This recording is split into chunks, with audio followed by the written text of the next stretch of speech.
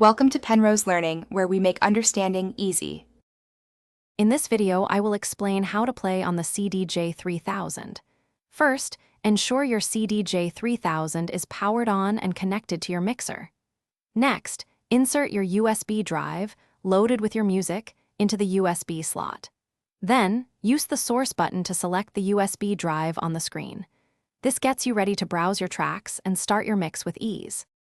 Once your USB is selected, use the large Browse knob to scroll through your playlists and tracks.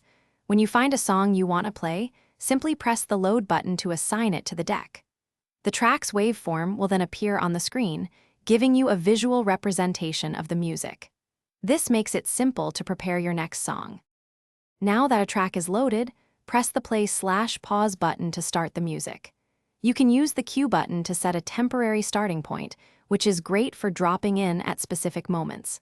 Adjust the track's speed using the pitch fader to match the tempo with another song. This allows for smooth transitions between your tracks.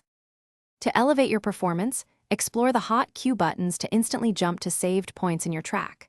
The loop section lets you create seamless loops, adding dynamic elements to your mix.